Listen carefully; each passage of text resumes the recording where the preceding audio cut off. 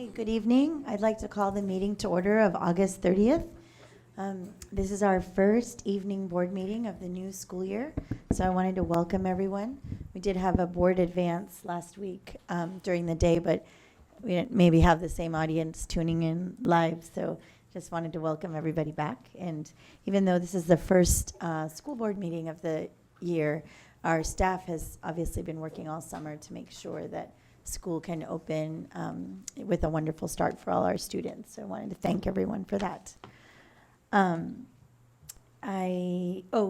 people that are new to the board meeting, we have iPads here next to Renee, and I think it's open to board docs where you can follow along the agenda if you'd like to do so. You can take an iPad.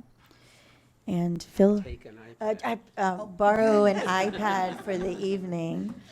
So thank you, Craig. So, and then Phyllis, do you want to say something really quick? Thank you, Soma. I think many of you know that I lost my husband earlier this month, and I just wanted to thank everyone. The outreach to us, to my family and me, has been wonderful. We've had cards and letters and text messages and emails and flowers and donations, and I mean, I could go on and on. The Cupertino community has been great. The staff, the parents, everyone in the communities. It's just comforting to know that so many people cared about us. So thank you. Thanks. Okay, we'll do the Pledge of Allegiance. I pledge allegiance to the flag of the United States of America and to the republic for which it stands, one nation, under God, indivisible, with liberty and justice for all.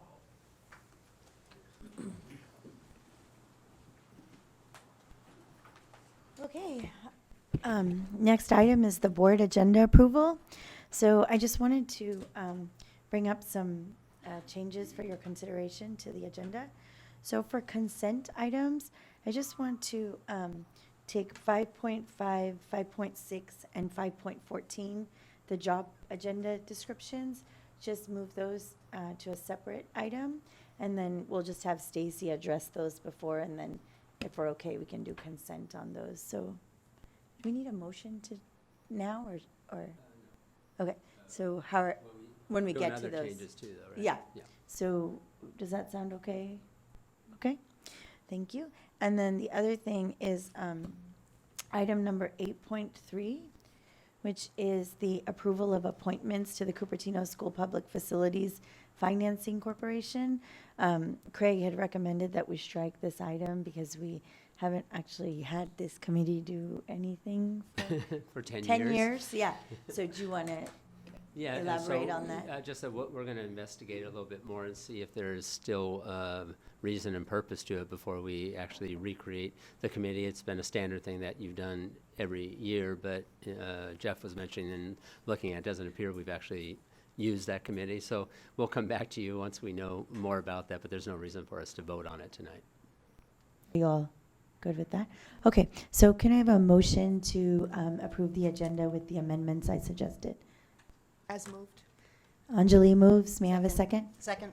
Phyllis seconds. All those in favor? Aye. Aye. Any opposed? Motion passes 5-0. Okay. Do we have any communications from employee organizations this evening, Renee? No? Okay. Oh, sorry. Okay, Lisa? Oh, no cards. Okay. Sorry about that, Lisa.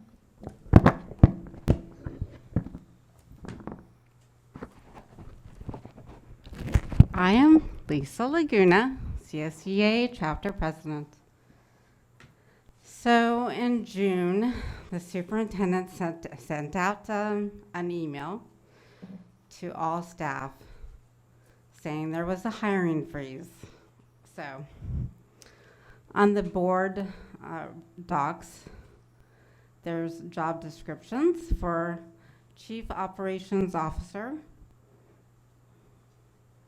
I'm reading this, sorry. I do not have notes tonight.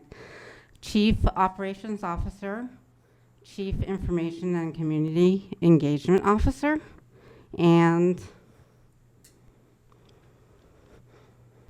also one more, Senior Director.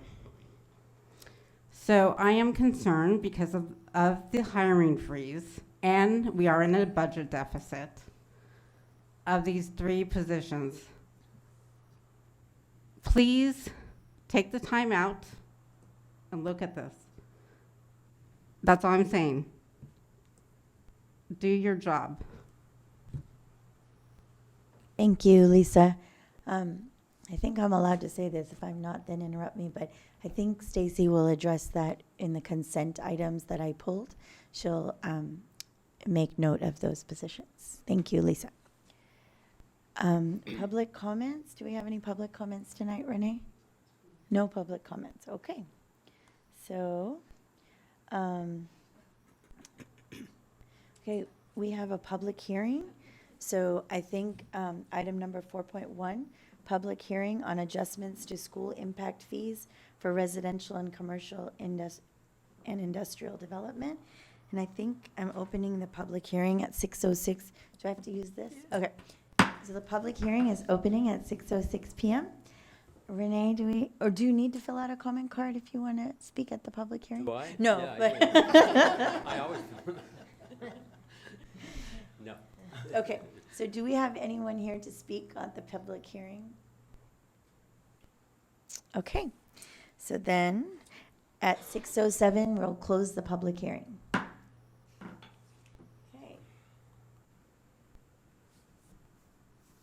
Rose is making me cry and Craig is making me laugh. So that's good. Okay. So consent items. So Craig told me once when he came on that one of the jobs of the board president is chief reminder. So it's not that exciting, but just to remind again, when we have consent items, are usually items that we've discussed before or items that are typically just done by consent at boards. Or if we haven't discussed them before, then we will hopefully pull them like we did and let Stacy make a rationale. So, so since we pulled 3, 5.5, 5.6, and 5.14, may I have a motion for the others? I move the consent items except as stated by earlier in the agenda. Anjali moves. May I have a second? I second. Kristen seconds. All those in favor? Aye. Any opposed? Motion passes 5-0. So for the other 3, Stacy, do you want to address the board? Sure. So thank you. So the 3 jobs descriptions that we're bringing forward tonight really are a result of our ongoing effort to look at how do we effectively focus on student success and still being fiscally responsible. And so above and beyond all the other reductions and reorg that we did last year, these 2 opportunities came forward in the summer when we had a CBO and our Director of Maintenance, Operations, and Transportation vacate their positions. This really was a time for us as EC. We knew we were in a hiring freeze. We knew that we wanted to really take a look at how do we better restructure while still providing all the services to our students, but also looking at our budget and being aware of where we could cut cost, if at all possible. And so these 3 positions actually are a reduction of overall positions. We also had an intent, we were looking at our executive cabinet and how do we maintain or reduce the number of executive members in our cabinet. And so with our CBO leaving, we actually looked at combining 3 positions, our current CBO, our Chief in Family Engagement, and our Chief Information Officer. So we took those 3 positions and actually consolidated them into 2 positions, which we're bringing forward tonight. The other position is our Director of Maintenance and Operations Transportation. When that became vacant, we really looked at how could we streamline that and make it more efficient, do a cost savings, but again, still providing services to all our sites. And so the Senior Director is actually a combination of our current Director of Facilities and the Director of Maintenance and Operations. So we do recognize we're in a hiring freeze, which really means anytime that there's a vacancy, we take a look at it and see, is it a position that we have to have filled, or can we consolidate, or could we eliminate? And so a hiring freeze doesn't mean that we don't do any hiring. It really just means we take a look at all of that. Throughout this process, we have an overall savings of about $430,000 between those 2 positions being eliminated. And again, we still feel like we'll be able to provide all of our services to our students and our staff. And so that's where we're bringing the 3 job descriptions forward. Thank you. Anjali? Just a quick question. So basically, we're not hiring anyone at all. We're not adding a person. We're just consolidating and saving the $400,000. Correct. These are all current staff that hold positions, and they are basically taking on more duties. Right, and if I can just add, and therefore, we have to change the titles and the job descriptions to reflect that consolidation, which is the reason we have to bring it to the board. Okay, so may I have a motion to approve the job descriptions? I move we approve the job descriptions. Phyllis moves. I second. Liang seconds. All those in favor? Aye. Any opposed? Motion passes 5-0. Okay, next up, we have an information item, Cooper Doodle program update. Who do we have? Starting with Michelle, I guess? Yeah? All right. Can Michelle, people, maybe stay- go oh ahead. yeah, Go ahead. no, I was gonna say, can people introduce themselves when they present? Hi, everyone. I am Michelle Harris, the director of preschool. I am, again, I am Michelle Harris, director of preschools. And I am here to, with Stephen, present to you about our Cooper Doodle program that is opening up this year. So we'll start here. We're going to start with a presentation about our Cooper Doodle preschool. And then we are going to, so I'm trying to learn how to work this here.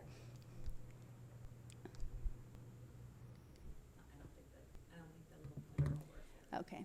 And then we're going to move forward to Stephen presenting the extended learning, care, and enrichment. So, Cooper Doodle Preschool opens.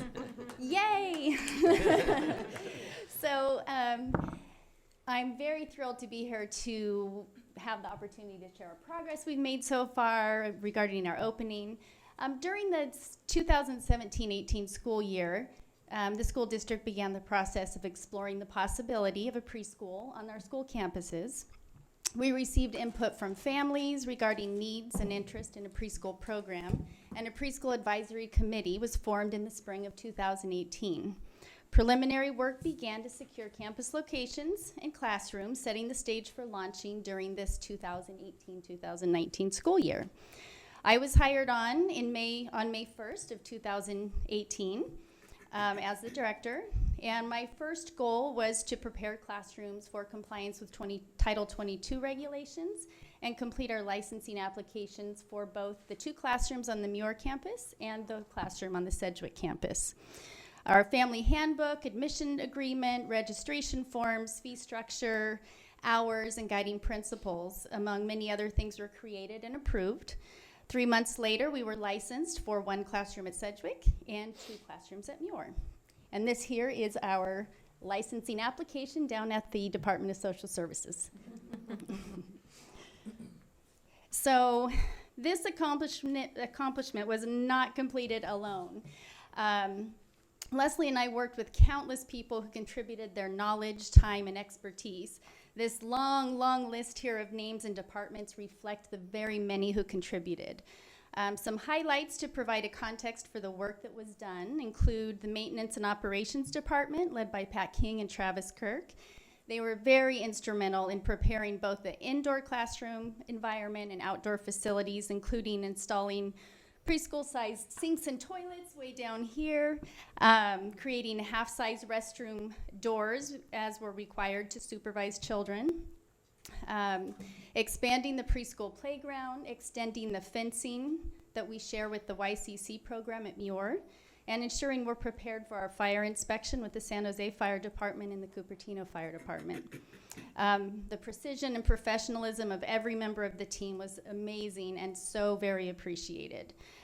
We've been fortunate to have a wonderful group, the YCC staff and special education team, led by Debbie Texter, Shelley Oda, and Kathy Welpley, as cheerleaders for our program and partners in sharing space, equipment, and preparing for inclusion activities between classes. Some of those people also serving on our preschool advisory committee.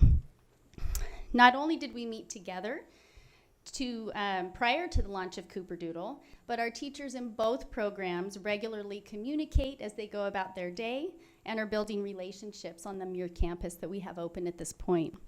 We know as we expand to Sedgwick later this year, we're going to continue a wonderful working relationship with our YCC partners. Principals Adrian Van Gordon and Derek Jackson at Sedgwick have been very welcoming to us as a Cooper-Doodle team and the program. They've been able to share emails with families, provide space for us, resources, including the staff in school activities, and really making everyone feel at home there on the Muir campus, and as we expand over to the Sedgwick campus. Many other district departments have helped get things in motion, as well as our purchasing department. Such as our purchasing department, as we order materials and have them delivered to our school sites. Human Resources, who's assisted with job descriptions, recruiting personnel, interviews, new employee orientations, mandated reporting, and much more. Fiscal Services, with assisting in completing financial components of our licensing application. Budget, setting up formulas to calculate tuition, and offering advice on financial questions as they arise.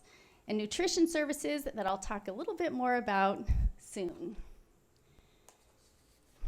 So this kind of gives you a little bit of a visual of some of our accomplishments over the last 3.5 months. Pictures are worth 1,000 words, so here are some that I have to share with you. We've got up here a picture of a sink, and this is the adult sink, which we had to have hot water installed to be sure that we could adequately wash things that need to be washed. So we had the maintenance department put in a temperature that had the correct range for preschool. They also put in over here a child-sized sink, which is right outside the restrooms. It's required to have 2 sinks and 2 toilets for every 15 students. So this was a brand new addition to the classroom. Inside of this door here, which you can't see, are the 2 toilets and an additional sink. Down over here, you can see the playground expansion at Muir. This, we extended about, I believe, 20 feet on each side, which gave us quite a bit more space, including grass space for children so that they have more surfaces to be able to play on. And taller fencing. It was a 4-foot fence. It's now a 6-foot fence, which helps for the safety of the children for not climbing over fences, as well as protecting our school environment from people coming onto the playground for safety issues. So that was a great addition. YCC is also thrilled with that. So in our play structure, we also have things like tricycles, wagons, a sandbox, and we are working with the YCC staff to determine what other kinds of additions we'd like to have in that playground area. Over here, this is a donation of building blocks donated by Montclair School. And you can't see it, but there is also a large classroom carpet where the children sit to do group time and to play at other times of the day. That was donated by Shelley Tui, am I saying that correctly? A teacher at Montclair. Anna Strauss up here is inventorying all of the materials that we ordered as Lakeshore came and delivered the materials and helped us to set up the classrooms. Sam Perez was there tagging you can't see him in the picture, tagging some of those larger items for us. Right here we have Alice Chan, one of our teachers, and Kimberly Chung, another one of our teachers, getting set up for our parent orientation and, of course, also for when students arrive. And right here is our marquee at John Muir showing Cooper-Doodle Preschool now enrolling with our phone number. So we were able to put our name up in lights there for all the parents to see. Here is our preschool Cooper-Doodle staff programs as well that suited their schedules and the needs they had for their children. We are licensed and prepared for growth, up to 42 students total at the Muir campus. The interest in enrollment at Sedgwick is really growing at this point. Based on parent feedback and interest, we're prepared to open a half-day morning program at Sedgwick once we have 12 students confirmed for enrollment. I have steady interest in both school sites and give tours pretty regularly to to families. That's one thing that they've been very interested in, is to be able to come in and take a look at class in action. What does it look like? How do the kids move about? And that's been very, very positive so far. Had many phone calls, emails, and tours for children, not only for this school year, but I've been getting quite a few who are getting lined up for next year. And so what we've discovered is that some families were committed already for this school year, but they are very anxious and eager to get enrolled for next school year. So I have quite a few of those families that have come both to our orientation and made phone calls.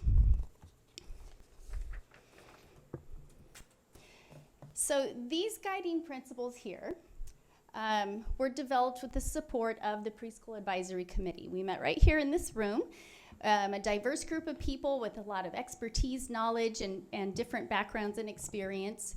We met on May 2nd and discussed developmentally appropriate practice. What does that look like?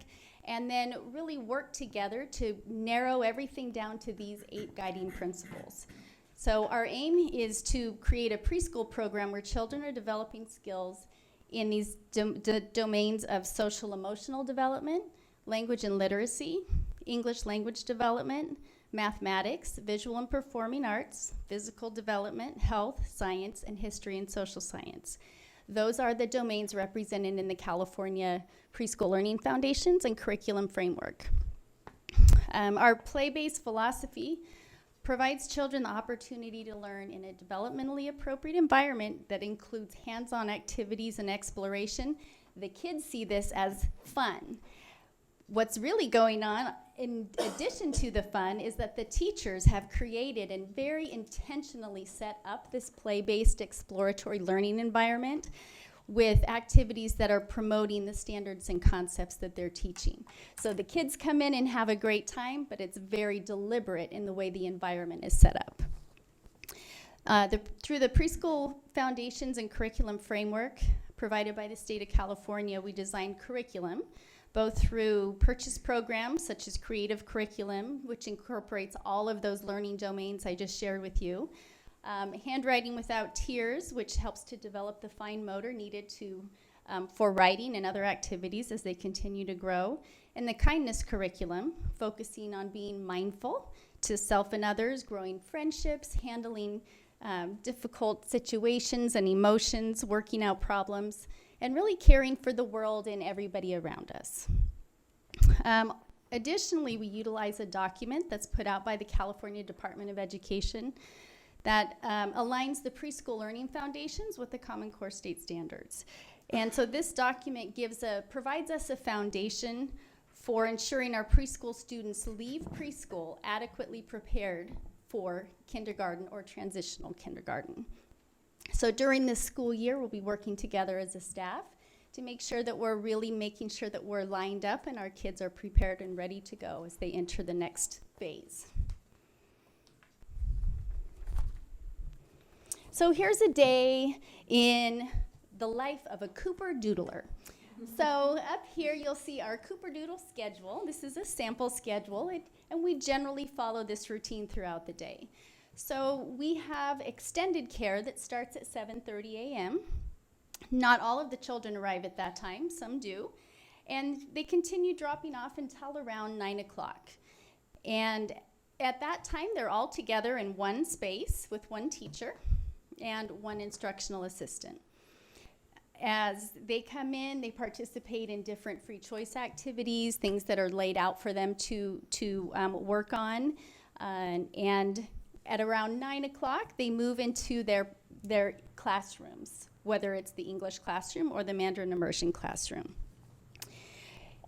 During that time, they'll be doing their circle time, they'll be doing more small group learning and independent free choice activities.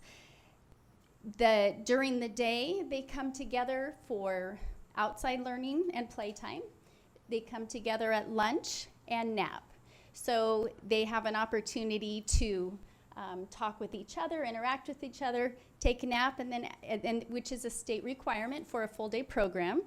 And as they awake, we have the staff necessary to be able to move the kids who don't sleep quite as long and need quite as much rest to move and begin engaging in activities again. So here, let's see, let me get my pointer again. Here you see this little girl right here. She is enjoying very much her hot lunch that she received from the school that day, and provided by our, of course, magnificent Nutrition Services Department. Licensing approves students to purchase lunches through the school district because it does meet their nutritional guidelines for preschool. And the children enjoy this food so much from the hot lunches that all of a sudden it started with one child and now we are up to 6 or 7 per day. They absolutely love it. Here you see Miss Alice, and she is working one-on-one with the child here. This is Miss Alice's class where they're reading a big book and going over some concepts for the day. Here's Miss Kim in the Mandarin class, and they are doing calendar time. And this is one of our little Cooper Doodlers with her mom.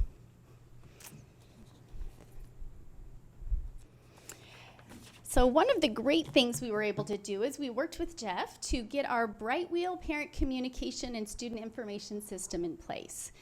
So Brightwheel allows us to check students in and out digitally on an iPad with a secure code, provide instant notifications to parents including photos, video, text. It also allows us to send invoices and collect payment for tuition and extra services, such as extended care or hot lunch, and monitor learning through their learning outcomes program. The teachers and I have received very positive feedback from the families. They're so excited to receive picture updates during the day of their child involved in different activities. One father wrote to us on Brightwheel concerned when he dropped off his little boy in the morning, tears, as you might, expect in preschool. And so he sent a message on the Brightwheel asking, well, how's he doing? Is it doing better? And we were able to send a picture and say, you know what? About a minute and a half after you left, he was smiling and it was all great. And the dad said that, you sending me these photos are the very best part of my day once I leave, because I'm away from him all day and I get a picture and it just brightens my whole day. So we are so thrilled with this program so far. So we have up here, this is a message from Kim Chung, one of our teachers, where she sent out a message to her whole class. Hi, parents of room 29, just to let you know if you ever have any questions or concern, please send me a message and I'll answer you individually. Gives her email and wishes them a nice weekend. These are pictures that were sent right on Brightwheel. They found a roly-poly bug on the playground. She puts all the animals in a group. Somebody was very excited that Mom did not cut the plum up, that she got to bite the plum whole. And so she was thrilled, hooray, she got to bite the plum. We have one family who's concerned about the eating habits of their child. And so they were able to they're trying to determine if they eat better with a school lunch or a home lunch. So all of these really important things to parents that they're concerned about during the day, we can address at any time through this program.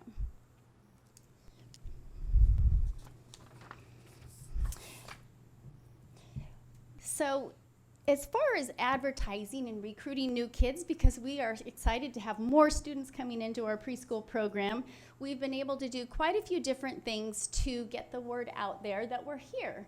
So number one, word of mouth has been great so far. Now that school has started, there really has been a buzz about what's going on at the preschool program, and I've had a lot of parents coming in for that reason. We've been able to have banners up at different places around the school district at some of the school sites where, as cars drive past, they can see the Cooper Doodle sign and the phone number and our district web address. We have flyers that have been put out at different events and at the school sites that advertise our different programs.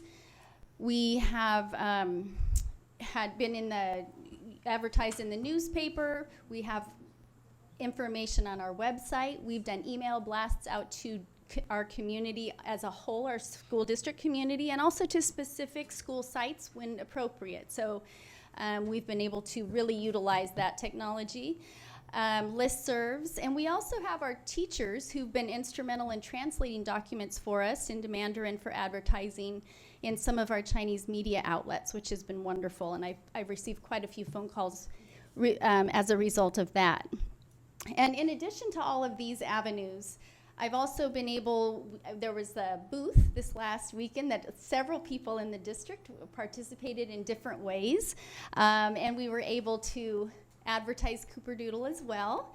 And we took out an ad in the Bay Area Parent Magazine, and we have the Rotary event coming up.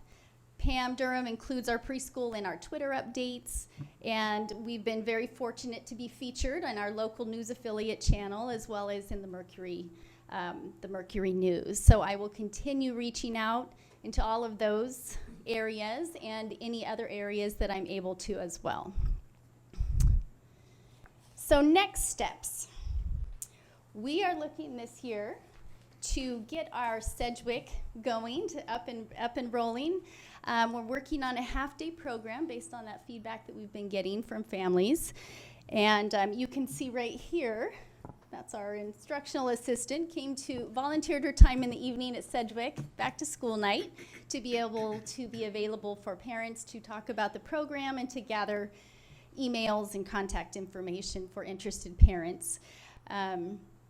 Mr. Jackson was very kind and gave us different places around the campus to set up and be able to talk with parents. So we will continue getting ready to launch the Sedgwick, as well as continuing to fill our spaces on the Muir campus. Moving to next school year, Leslie and I worked with Travis and Jeff to start exploring locations and looking at the spaces on campus and what might need to be accomplished at each of those locations to make sure that we are compliant with our Title 22 regulations, and then get a timetable set up for project completion. And we are looking again at parent interest, making sure that we have the kinds of schedules that work for families. And what we are looking to is being able to begin registration for next school year, right before or after winter break, depending on how the conversation with the facilities go. So that is our goal coming up for next year, and I want to thank everyone so much for the support of the Cooperdoodle Preschool program. We have very happy families, very joyful learners who are preparing for success now and in the future. So thank you very much. Here's Steve. All right. Thank you. We'll do questions, clarifying questions after I'm done with my very exciting part. So no mandated state naps, no roly-polies or plums. Sorry about that. Don't fall asleep. So, okay. So, again, Steve Kaufman, I'm Director of Enterprise Programs. And let me put these on. So these are the broad program components. Looking at our facilities as an asset, you know, we need to think this way. We need to approach these programs with this in mind. Looking at strategic partnerships, these are our outside vendors that are currently serving our community. Looking at program development, before and after school programs, these are our own programs, eventually started and run by CUSD staff, so hiring our own staff to run programs where it makes sense to do so. And then, of course, looking at the summer break programs. This is preschool through 8th grade, and this is probably a combination of both outside vendors and our own staff eventually. So now looking at efficient and consistent facilities usage. So this is looking at what is in place and working and what might need to change. So we're looking at our online use permit system. We're turning that system, which is currently paper, into an online system, which is going to roll out very, very soon. We're looking at our current schedule of fees and the way we categorize groups. And then I'm going to be working very closely, and I've already started this, with school sites to maximize the use of space right now, to balance the impact of facility usage at our sites, and to address any other facilities usage challenges that we're finding. Now, strategic partnerships. So partnerships are key. They're very important. There are terrific organizations, and you all know that, out there that we want to continue to work with and expand the relationship to better serve our students and their families in ways that benefit the school district as well. So my responsibility and what I'm doing, keeping in mind our district goals, and as we know, we're entering a year of strategic planning, so these might be affected by that, is I'm meeting with organizations that are currently serving students. I will be working with staff to establish the criteria for outside organizations to be considered a CUSD partner. So what does it mean for us to want to partner with them? What are they? And how does that mesh, right, and complement what we're doing? And then identifying the organizations that will meet the needs of our families and meet the school sites specifically. With so many schools, with so many organizations out there, some of them are working very, very well, and some aren't working as well.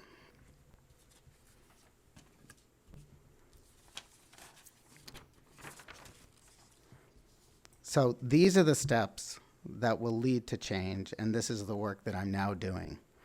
So we will begin to actually establish those partnerships, build those, and develop what that means for us as a school district, and again, how it benefits the school sites. We're going to coordinate directly with all sites to identify the specific extended care, learning care, and enrichment needs of those sites.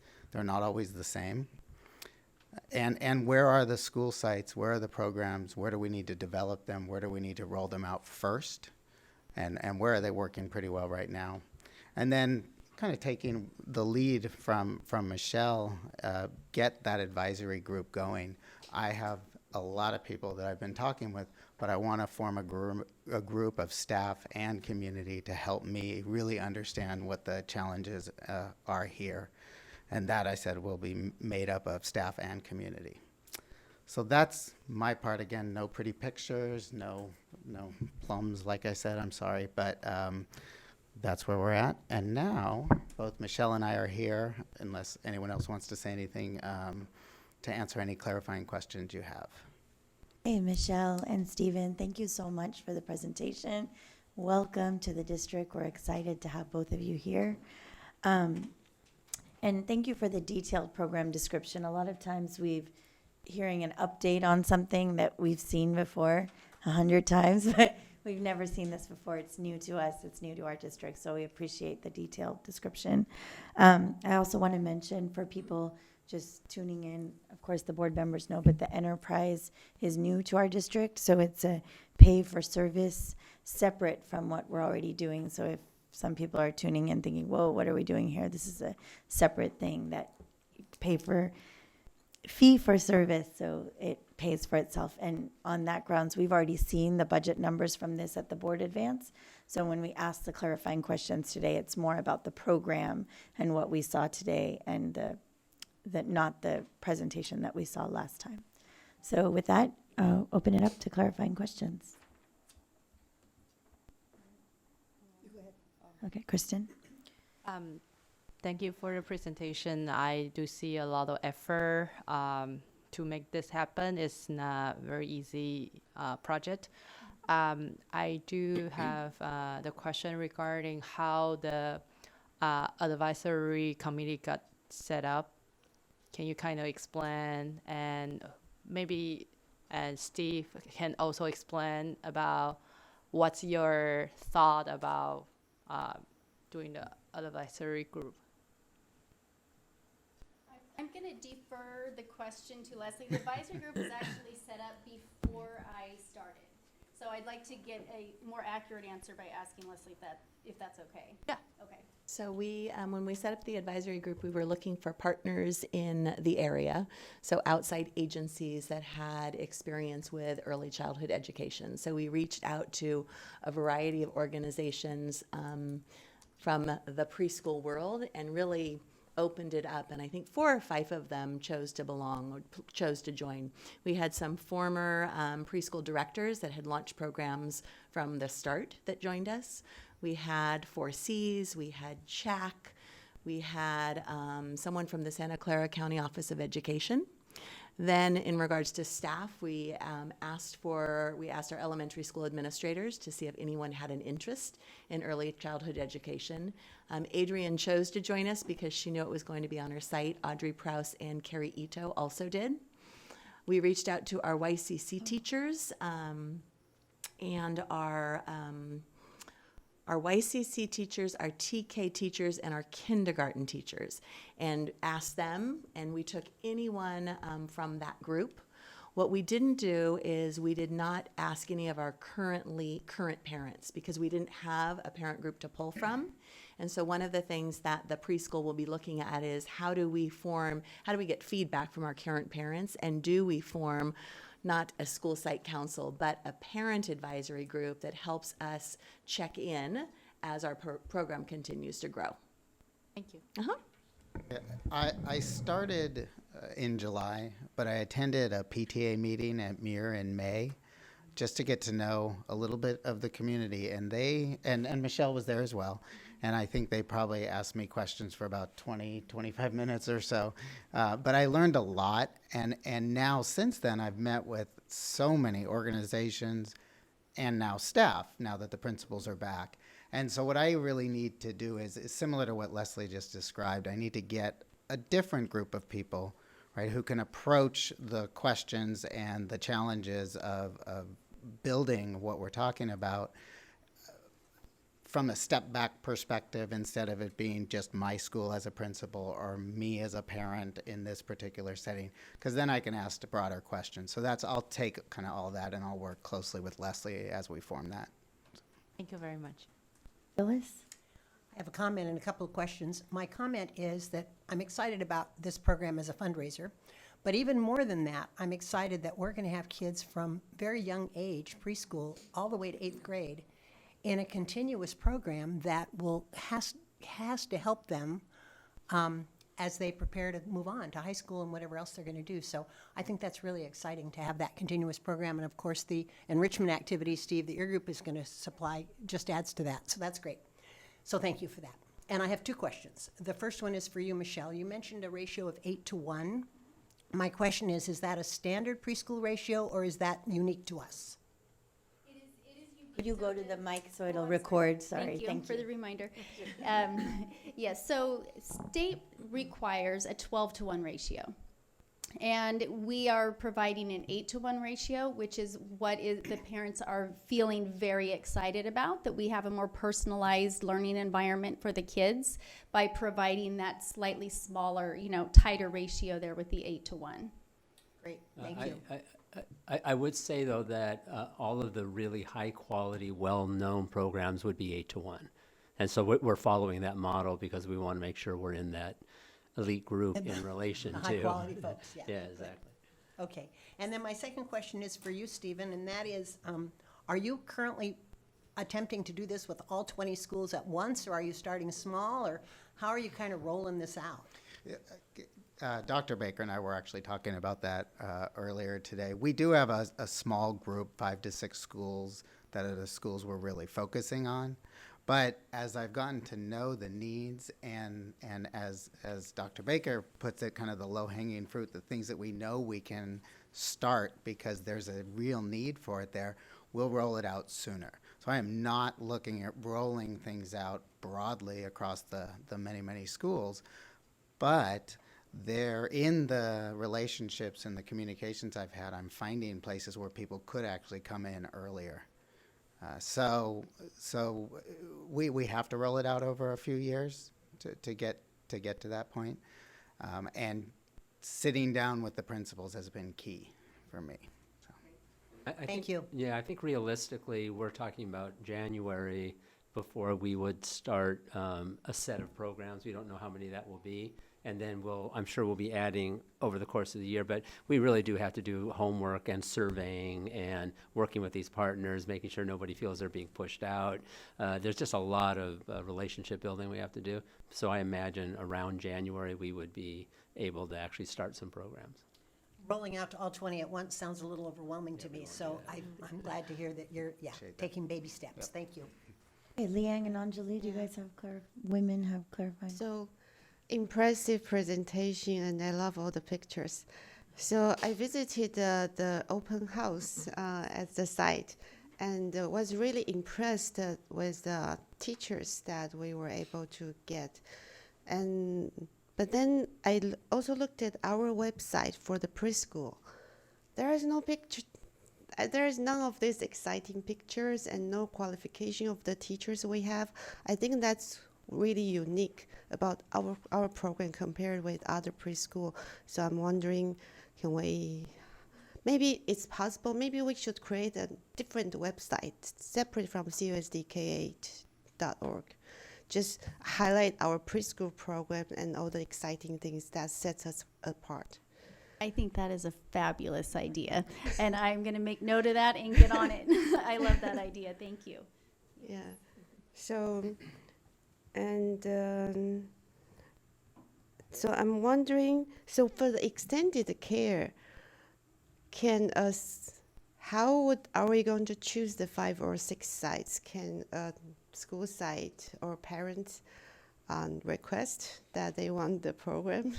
So I'll also, before I started, those sites had been identified to a degree. So if you wouldn't mind sharing a little bit, Leslie, I'd appreciate that. Right, so we'll be looking at our small school sites to start.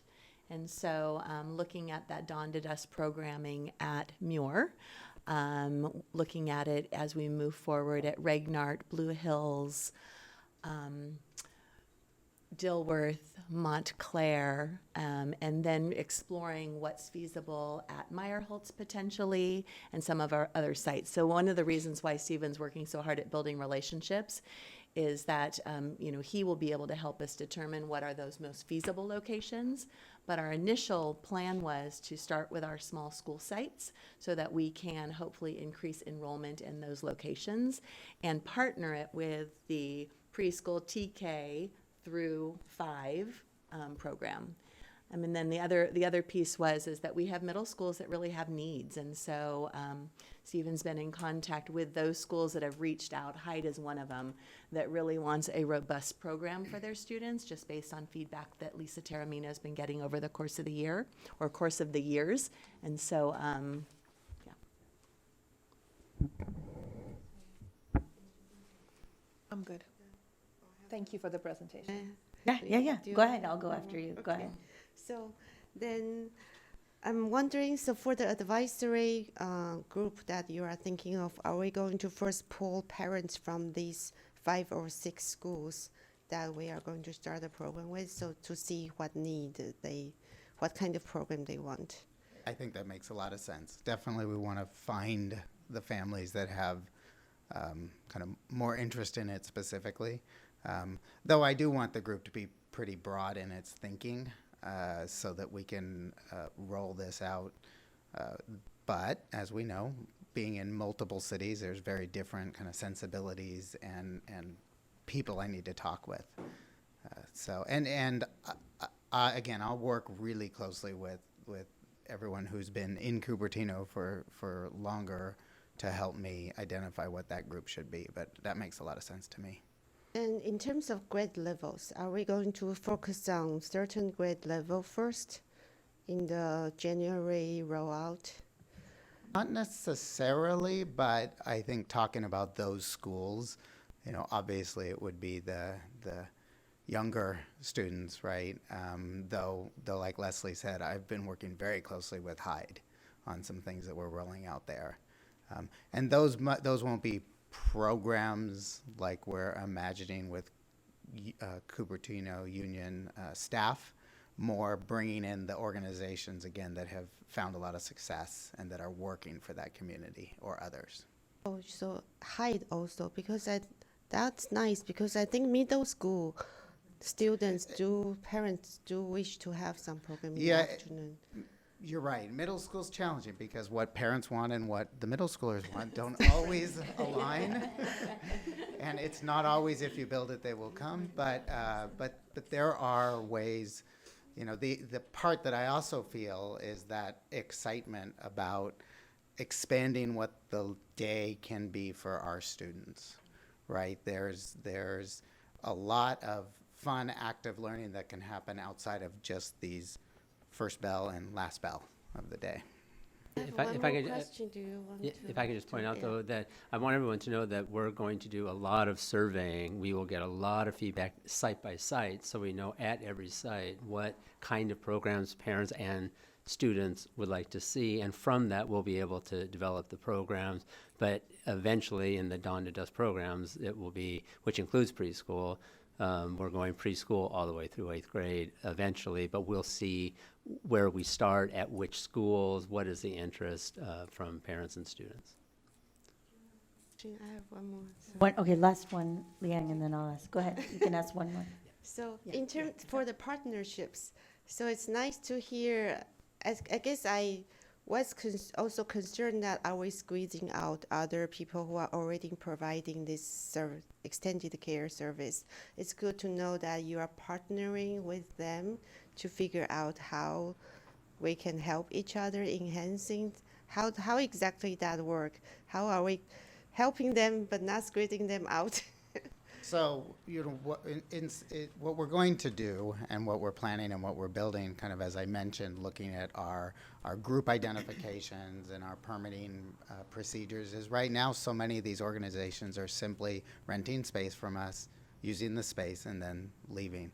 So we want it to be more than that. And again, many of the organizations that I've met with are very excited to become a part of the school and not simply just someone who rents a room or a few rooms and then leaves. Many of them already have relationships like that with other school districts, where instead of renting space, they've entered into other agreements for profit sharing and other sorts of systems. But again, that allows us to get to know each other in a very different way, and I've seen that be very successful. Yeah, that's true. I think the hardest part for these organizations will be recruitment, and we partnering with us helps them. Absolutely. Okay. And so this is like going to be an ongoing topic for us, and if you ever have questions at any time, you don't have to wait for a board meeting. You can just email them to Craig, and then for the rest of the people watching, they can contact Michelle at any time with questions. So I had two questions, one for Stephen and one for Michelle. So for Stephen, I just, on the slide of efficient and consistent facilities usage, so is that just anyone trying to use our facilities is now under the enterprise, and this online permit system would be like if, Correct. So Okay. any requester yeah, will be able to go online Uh-huh. and fill that form out. Okay. And then we have a process Okay. for managing that, yes. okay. And then Michelle, my question is sort of two-part for you, but because we have one preschool at Muir, but anyone from anywhere can go to the preschool, is that correct? Yes, we accept from anywhere. Yeah, and in the and you Yes. don't have to even live in the boundaries of CUSD. Any human being who's in the right age group. Correct. I want to know, like, in the right age group Yes. can attend. Yes, Okay. that is correct. Okay, and so, yeah, I just want to leave that with the welcome again to the family, and in the beginning I said the enterprise is separate, but the more we can talk to people about these programs, the better it is for our families, because they get support for their kids, whether they're K-8 or new preschool families, and then with the revenue, the better it is for our staff, all staff, not just the ones associated. So thank you so much, and I hope anyone who's watching this or listening will share this with a friend. Thank you. Thank you. Okay. Okay. Where's the agenda disappeared? What's the next thing? Oh, I got it. Okay, thanks. Okay, so next we'll move to our discussion action section, 7.1, the LCAP update. Right, so what you have in front of you is just a revised LCAP document. What I did for you with the attachments is I highlighted the changes that we made, and this is pretty typical, where we would send in our approved LCAP document, and then they give feedback after the board has approved it and after you've submitted it to the county office. And so the majority of the things that were highlighted were actually adjustments in the actual and projected budget, because we adopted our budget, our 2018-19 budget, after we had finalized the LCAP plan. And so we felt it was important that if we submitted a new LCAP to the county office with slight revisions based on their recommendations, that we brought it back to the board for discussion if necessary and action. Thank you. Does anyone have questions for Leslie? So Okay. do we just move? Yeah, if we want to move, does anyone want to? Yeah, so I would like to move L 7.1. It's not an action item. Well, can be an action. It's discussion discussion action, action. it's both. Yeah. So Anjali moves. May I have a second? I second. Kristen seconds. Any further discussion? I just have a question. Is it odd that we do the LCAP before we have the budget, or am I not thinking about it right? I'm going to think about the timing. Craig, you might want to help. So we did them on the same evening. Is that what we approved our 18-19 budget, and maybe Dorothy can help? But there was a misalignment between what we thought were the projected and actuals. And then when the county was reviewing our budget and our LCAP, they noticed that there was a discrepancy. So then Dorothy and I needed to go back and make those corrections. I see, okay. So we can look at the timeline to see, was there something off in our timeline, or did we not get the updates in on our end in a timely manner? Because we didn't experience this the year before. So, I was just curious, because I know sometimes the county and the state do get their timelines off, and you approve Yeah. things before you have Yeah. money, and it gets kind of weird. yeah. But, okay, thank you. Okay. So we have a motion and we have a second, and we've had discussion. Any further discussion? All right, all those in favor? Aye. Any opposed? Motion passes 5-0. So the next item is 7.2, approve response to grand jury regarding parcel tax exemption.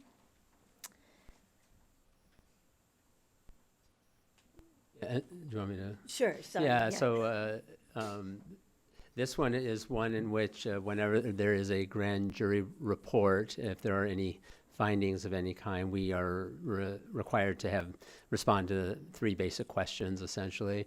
There were 3 findings. One of them was positive, saying they commended us for what we were doing, and then a couple where they basically were saying that we had to have more visibility of how the senior exemption works.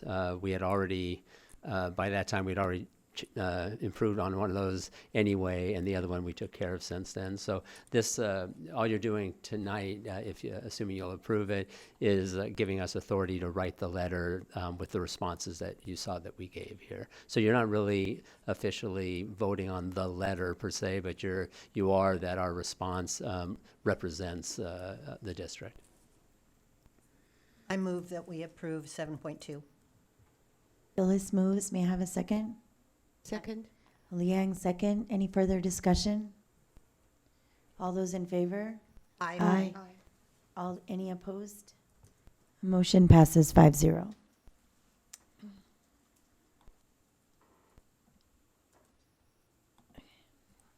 Okay, the next section is action items. 8.1, adoption of resolution number 181903, adjustment to school impact fees for residential and commercial and industrial development. So typically in the action item, it's something that we've seen before and had a chance to discuss. This item, because of the timing and how we did it last year, it is on the same night that we had the public hearing. So we have a couple of options. We can either, if we want to follow a protocol of waiting to have action until a future meeting, we can do that. Or if we're ready to take action, we can take action tonight with a motion. The impact fees, if we take action later and it gets approved and if we're doing a fee increase, then we would lose those monies for the next couple weeks while we're waiting to increase the fees. So we can talk about it, and if anyone has questions, I think Jeff could speak to this item, or I could take if someone wants to move that Can I item. make Yeah. one Yes, please. clarification? Yeah. That the only thing we would lose by waiting, if you feel it's important to wait, is the difference between what we already are receiving and what this increase is for that short period of time. That's not insignificant. I mean, it's a chunk of money, but it's not the end of the world if you feel it's more critical to give more time to talk about that. So that's really the question about how we handle it at this point, and whether we take a motion to try to pass it or not. We're going to have a presentation to compare the difference.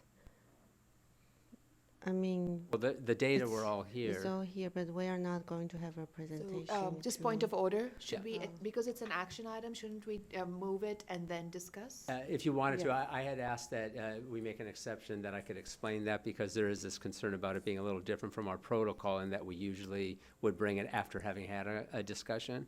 And so just going a little out of order here. But yeah, if Now we somebody can. wants to move it, then yeah. Then we'll do the discussion after the second, and then you can still Right. not vote or let it die on the table. Okay, so, I will move it, 8.1. so Anjali moves, Second? Kristen second. Any further discussion? Yep. Okay. So, so since there was a request for some kind of a presentation, Jeff, do you want to address the difference in fees of what we've charged in the past? So I would also add, what I have here too is the breakdown for the fees for the past, since 2011, 2012, and just what we've brought in. Last year, or actually the last 2 years, we've actually seen a dip in what's been brought in. Last year, we brought in $650,000 about through developer fees, just so you have a point of context of what revenue's been brought in through it. In terms of the adjustment, right now, it'd be going to $3.79 per square foot, up from the $2.27 per square foot that we had before.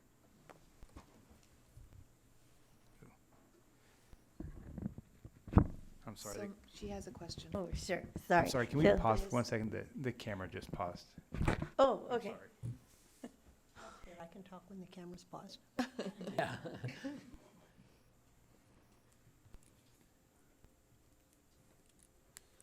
Sorry. Okay, no problem. Resting So, my elbow on it. do you need to repeat anything for the camera, or was it on while you were speaking? When I was speaking is when I lifted my hand off the keyboard. It Okay, on no the problem. camera. So Phyllis? Yeah, I feel pretty strongly about our protocol. I don't ever like to vote on things the first night we hear them, particularly if there's a public hearing or if there are public comments. I always like to have a chance to go away for 2 weeks and think about it. So I think that's an important protocol for us. However, we didn't have any public comment tonight. And I know that this is an issue that is timely because we lose some money, probably not a lot, but we lose some money if we don't pass it tonight. But I would like to go on record as saying I don't like it when this happens, and I wouldn't like it to happen very often. Thank you. Any further discussion? So I have a question. Sure.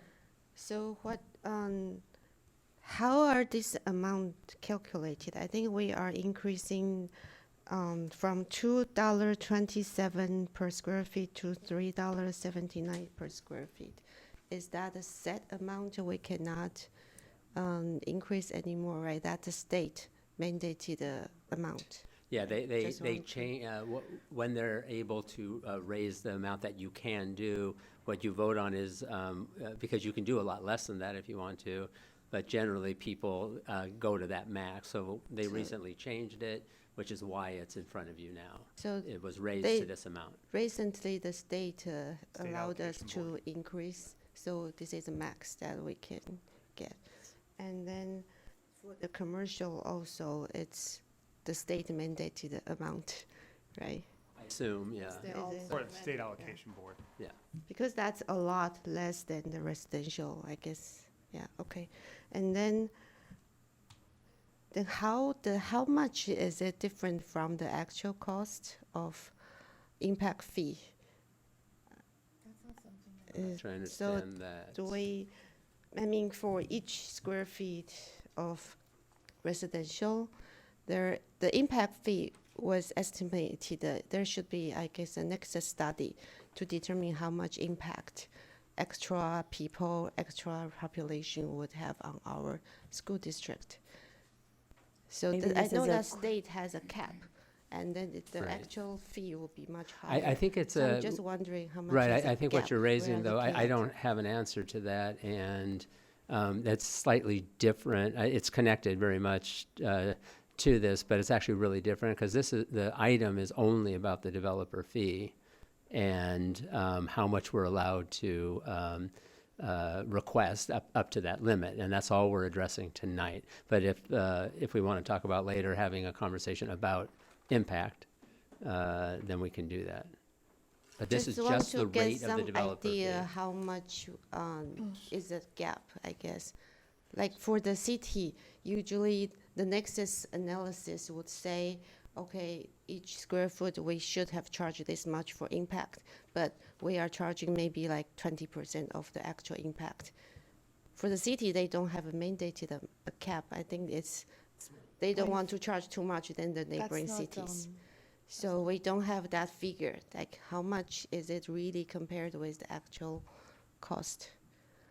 No, and I don't know that we ever do an analysis of real, because it could easily be that the impact is quite a bit higher, but they've capped what of that impact you're able to get back. So no, we do not do a study that But would try to get at what that I impact guess is. what I'm trying to get at is, if we have this estimation of that actual amount, then when there is a development, we can use that as leverage to say the state capped at that. We actually need this much to mitigate the impact. Then we have a leverage to get maybe more donations from developers for schools. And so, Right, Liang, I that's think fine. that your point is taken on analyzing that, but since we're already assessing the maximum that we're allowed to increase, right? It won't, finding out that answer right now isn't going to impact this vote. So maybe Craig can look at that to see if we need it later for developer I fee. just also want to add, Yeah. there's also our development impact fee justification report that's attached to the board docs. And I think that some of your questions that you're asking right now are contained in there too. I don't know if Travis, if you want to add anything to it. I don't know that we need okay. that right now on Yeah. this item, but maybe Liang can contact Craig, and then Craig can forward your Is it information Craig? to her. Is your background correct? But it's not relevant It's to not- this item. So, and then, Phyllis, I do understand your point, and as board president, I will try harder when I'm working with Kristen and Craig on the agenda setting and with the staff to make sure that we're not approving things the first time we're seeing them. So thank you. And I just have one more request. At some point, not tonight, I'd like to know why the high school district gets so much more money than we do.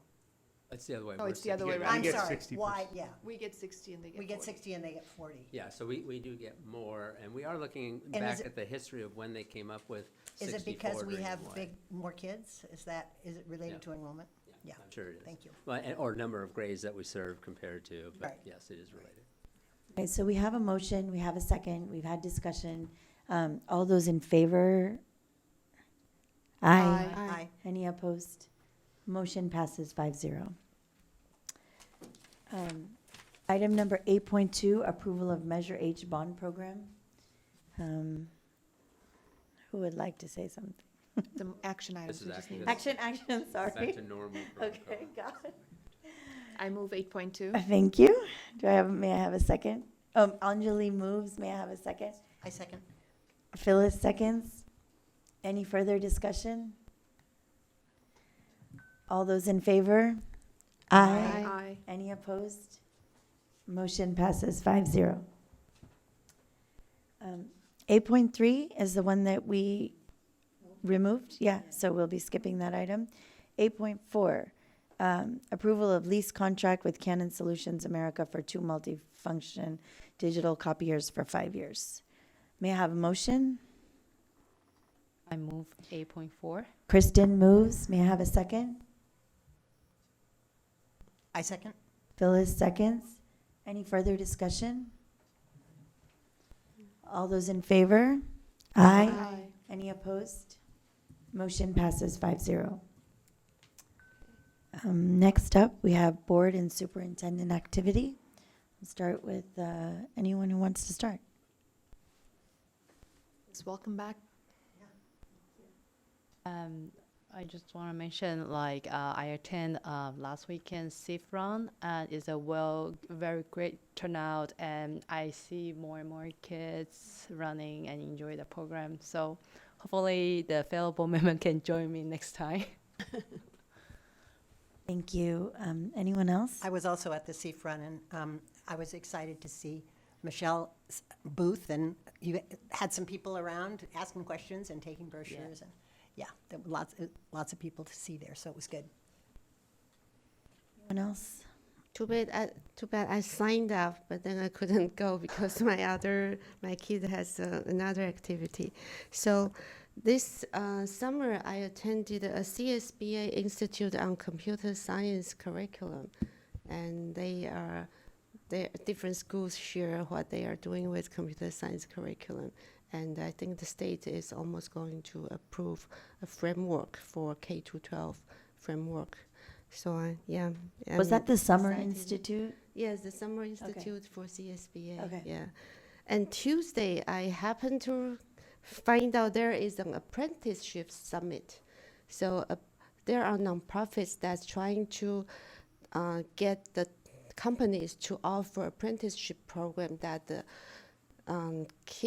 young adults can apply, get paid 60% of the regular salary to start for 1 year, and then they will become a full-time employee. So the first year they learn all the programming that they need. Mostly they offer this for all kinds of careers, not just coding, also different. There are maybe like 10 different kind of career paths, and it's just very interesting. I think the city of San Francisco has a full program for that. So, yeah. And Craig, did you have anything? Everyone else? I said welcome back. Yeah, no, I don't have anything to add tonight. Okay. Thank you. Okay, thank you, everyone. So next is future agenda items. Does anybody have anything? Okay. And then any public comments on closed session today, Renee? No. Okay.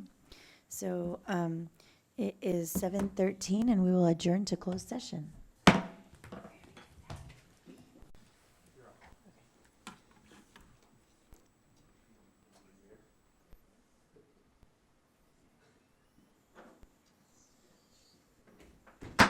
(7:31), and we've returned from closed session.